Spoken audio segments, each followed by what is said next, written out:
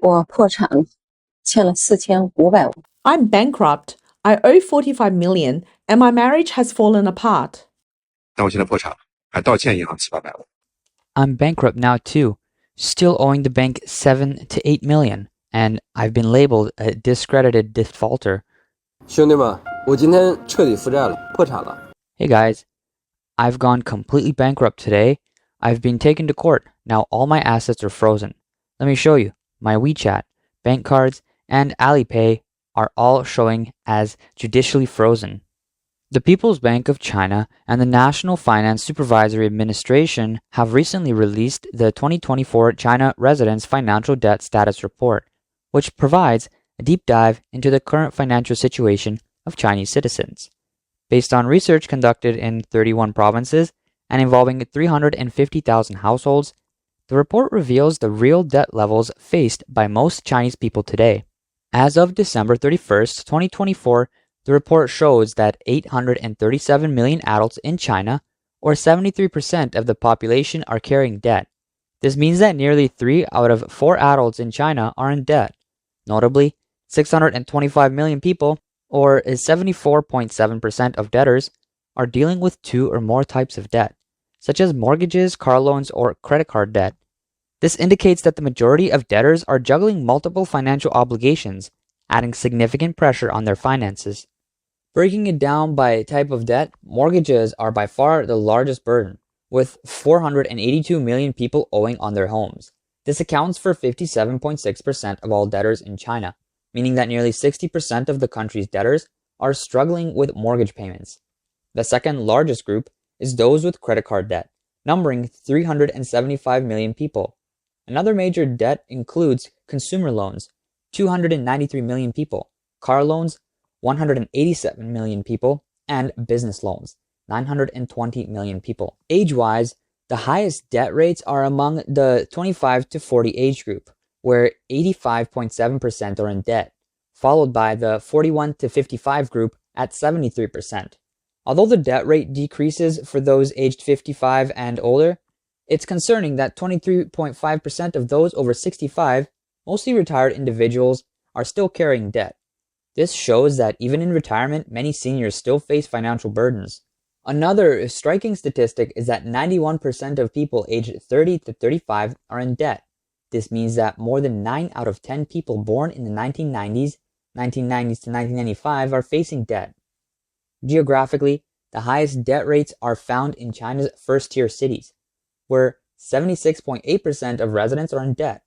This is followed by new first-tier cities like Hangzhou, Chongqing, Wuhan, and Chengdu, with a debt rate of 72%. Second-tier cities have a debt rate of 65.7%, while third and fourth-tier cities have a rate of 53%. Rural areas and county-level cities have the lowest debt rates at 41.6%. In general, wealthier and more developed areas have higher levels of debt, which may explain why many people are choosing to leave big cities and return to rural areas where the debt burden is lighter. Debt is also linked to education. Those with a bachelor's degree or higher have a debt rate of 82%, compared to just 43% for those with only a high school education or less. This suggests that higher education often correlates with higher levels of debt, but it also implies that debt can be a sign of financial mobility and success. Interestingly, civil servants and employees in public institutions have the highest debt rates, reaching 86%. This may seem surprising, but it's because these workers are considered prime candidates for loans, with stable income streams and low risks in the eyes of banks. Following closely are white-collar workers in corporations, with a debt rate of 81.5%, followed by professional technicians at 79%, and small business owners at 65.4%. Blue-collar workers and migrant laborers have much lower debt rates, at 48.7% for blue-collar workers and 31% for migrant laborers. Overall, the ratio of total debt to disposable income for Chinese residents has been rising rapidly. By the end of 2024, this ratio will reach 64.7%, meaning that nearly 65% of residents' disposable income is funded by debt. Compared to 10 years ago, this ratio has increased by nearly 30 percentage points, almost doubling in a decade. Currently, the non-performing loan rate for personal loans stands at 3%, with credit cards and consumer loans having the highest delinquency rates. For example, by 2024, the number of overdue credit card accounts had reached 30 million, with an overdue rate of 8%. This means nearly 10% of credit card users are behind on payments, with an average debt of 52,000 yuan per person. Many are using one card to pay off another, getting trapped in the endless cycle of debt. The risks associated with online lending are also significant. Over 20 million people are overdue on online loans, and the annualized interest rates often exceed 24%. It's hard to find any legitimate business that offers such high returns. Many view internet lending as a way to make passive income, but this comes at a high cost for those who borrow. Furthermore, only 23% of debtors understand the long-term impact of overdue payments on their credit scores. This means that nearly 80% of debtors are still unaware of the importance of maintaining a good credit score, which can have lasting consequences on their financial future. Since the outbreak of COVID-19 in 2020, China's economy has remained in a prolonged slump. The collapse of the real estate market, high local government debts, slowing exports, and escalating trade tensions with the US have all contributed to a worsening economic situation. With the added pressures of a tariff war and the shift in global trade dynamics, the outlook for China's economy continues to decline. According to data from the National Bureau of Statistics of China, there are currently over 9 million food and beverage businesses in the country. By the end of 2024, the number of F&B related businesses have been deregistered or had their operating licenses revoked has reached an astonishing 2.2 million, compared to 1.4 million closures in 2023. It's even harder to track the number of informational F&B operations, like street vendors, who shut down. As one of China's most developed provinces for private enterprise, Zhejiang saw several major companies collapse in the first quarter of this year. In January, the largest construction company in Wenzhou, named Zhongcheng Group, ranked 242nd among China's top 500 private enterprises, was auctioned by the Zhejiang Property Exchange, offering a 100% stake. In the same month, the five-star Radisson Plaza Hotel in Ningbo entered bankruptcy proceedings. In April, Wenzhou's famous apparel brand, Zhuangji Garment, announced its bankruptcy. Recently, many small and medium-sized enterprises, particularly those involved in foreign trade, have closed their doors in large numbers, heavily impacted by the ongoing China-US tariff war. 最多3年都要倒闭. At most, we have 3 years before we close down. For small factories like ours, it may not seem like we have a lot of money, but we've invested quite a bit in equipment and tooling. Now, where do we go from here? Honestly, for business owners like us today, everyone is extremely anxious and uncertain. 浙江现在的县长，你听了可能都不相信。 The economic situation in Zhejiang is tough right now. Many large companies are facing pay cuts or layoffs, while small businesses are struggling on the edge of bankruptcy. A friend told me over lunch that he and his wife have decided to move back to their hometown, and this might be their last meal in Zhejiang. He said their life and career here had become unstable due to economic pressure, with mortgage, car loan, and child tutoring costs adding up to 10 to 20,000 a month. It's hard to keep up. At work, he worries about layoffs and pay cuts, and in his personal life, he can't even afford to casually go out for hot pot. He tried to sell his house to ease the pressure, but found that property prices had dropped by half, leaving almost no down payment. He said, instead of continuing to endure this long-term pain, it's better to go back home and build a house with just a few 100,000 yuan. People online often accuse the general people of deliberately not consuming, but he disagrees, saying that regular people have empty pockets and are far from the so-called per capita income of several 100,000. In reality, most people, after paying mortgages, car loans, and daily expenses, have almost no money left over, which reflects the real social and economic struggles people are facing today. An article recently published in The Economist highlighted that according to research by Gavekale Dragonomics, Chinese household debt has surged from 11% of GDP in 2006 to over 60% today, with an estimated 61 million to 83 million people defaulting on their debts. The China Academy of Social Sciences, a government-backed research institute, released a study in 2022 indicating that by the end of 2021, China's macro leverage ratio was approximately 304%. This includes non-financial enterprises at 114.8%, households at 62%, and government departments at 127%, showing a perfect correlation with the aforementioned figures.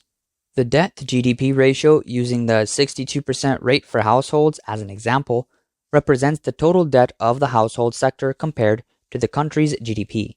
This is a standard method used worldwide to analyze debt burdens. In other words, if China's GDP is 100, then the total debt of households would be 62. Compared to the debt held by non-financial businesses and households, the Chinese government is carrying the largest debt burden. Central government debt makes up just 20% of the country's GDP, but local government debt is much more severe, reaching a massive 106.6% of the GDP. To tackle this hidden debt crisis, the Chinese government has implemented several measures, such as issuing low-interest central bonds worth 10 trillion yuan from 2024 to 2029 to swap out high-interest hidden debt and lower financing costs. Additionally, local government special bonds have been increased to 4.4 trillion yuan in 2025, some of which will be used to replace hidden debts or support profitable projects. However, despite these measures, the government's overall debt situation has not improved and is in fact worsening due to a sharp decline in fiscal revenues in recent years. Even the traditionally stable salaries of government employees have been cut. Recently, news of salary reductions for government workers in Zhejiang province sparked widespread concern. According to the 2023 budget draft released by Zhejiang's finance department, revenue from land sales had dropped by 25% year on year, resulting in significant cuts to administrative spending.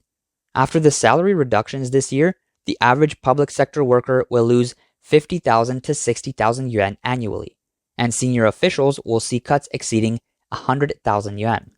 In stark contrast to local government action, the central government has decided to increase salaries for 48 million public sector employees, offering an average raise of about 500 yuan per month, totaling between $12 billion to $20 billion. This is seen as an attempt to ease internal dissatisfaction caused by financial pressures, but it has been met with mockery and widespread criticism from the public.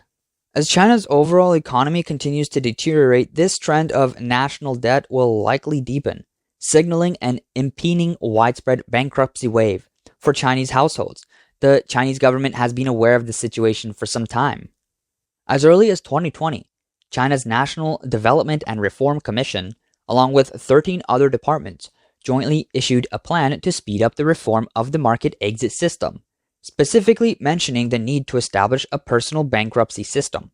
In May 2020, the Central Committee and the State Council released guidelines for accelerating the improvement of the socialist market economy system, which included the establishment of a personal bankruptcy system. In March 2021, China's first local-level personal bankruptcy law, the Shenzhen Personal Bankruptcy Regulations, officially took effect. According to the regulations, those living in Shenzhen and who have contributed to Social Security for over 3 years and who are unable to repay debts due to business operations or personal consumption can apply for bankruptcy proceedings, reorganization, or settlement. After 3 years of strict behavioral restrictions, they may be granted debt relief. According to statistics from Shenzhen's courts, as of September 2024, the city had proceeded 2,750 personal bankruptcy applications, with 1,215 cases under review and 358 applications accepted. The first ever personal bankruptcy cases for reorganization, settlement, and liquidation in China all originated here. In the first 5 months of 2025 alone, 583 cases were accepted, and it is expected that 1,200 cases will be proceeded throughout this year. Although this represents a sharp increase compared to 2023, it still pales in comparison to the many more potential applicants, meaning this is just the beginning. 上面已经发话了，深圳的这个试点还不够。 The higher-ups have already spoken. The pilot program in Shenzhen isn't enough. It needs to be rolled out across the country. But to file for personal bankruptcy, there are 3 conditions. First, you can't be a government employee or a civil servant. Second, if you owe online loans or credit card debt, your income must only be enough to support your family, and you must not have any assets other than your home. Third, you cannot intentionally evade your debts. This is to prevent wealthy individuals who refuse to pay on purpose from exploiting the system. Back in April, following Shenzhen's lead, Xiamen also launched a pilot personal bankruptcy system, which includes special bankruptcy proceedings for inheritance, joint bankruptcy of couples, and mergers of individual and corporate bankruptcies. So, why is the Chinese government so urgently pushing to establish and promote personal bankruptcy systems across the country? A recent debt status report reveals that more than 30 million people are overdue on credit card debt, with over 20 million people have overdue consumer and online loans, with 91.3% of people born in 1999 and 86.3% of civil servants carrying debt. It's clear that financial struggles are affecting the middle class and stable income groups. The rapid rise in household debt is also increasing the risk of defaults. For the Chinese government, collective defaults could lead to massive protests and social unrest, similar to the collective legal battles seen after the collapse of the P2P platforms in recent years. Therefore, the government has been working to establish and promote personal bankruptcy laws, providing a nominally legal route for debt resolution to avoid the intensification of social conflicts and large-scale protests. This is the true motivation behind the push for personal bankruptcy reforms. The Chinese Communist Party, CCP, is known for its authoritarian approach, and under its rule, China's economy is shaped by intense and often unhealthy competition. In this environment, businesses are less focused on improving and growing the market, and more concerned with outlasting their competitors in a zero-sum game. This leads to situations where companies may lose money just to prevent their rivals from profiting. Small businesses are slowly driven out of the market, and the quality of products and services suffers due to the aggressive competition. Ultimately, those that survive exploit the public by raising prices. At the same time, the CCP benefits from supporting these companies through policy, pushing them onto global markets where they continue the same destructive competition, weakening economies around the world. The real cost of this system is paid by ordinary citizens, who are burdened by overwhelming debt. While the CCP appears to be setting up a personal bankruptcy system, in reality, many people have already faced bankruptcy multiple times due to the crushing debt. To move forward, China needs to eliminate the toxic competitive environment fostered by the CCP. Only by doing so can the country restore a fair market and create conditions for true economic recovery, allowing its citizens to rise from the financial collapse they've endured for years.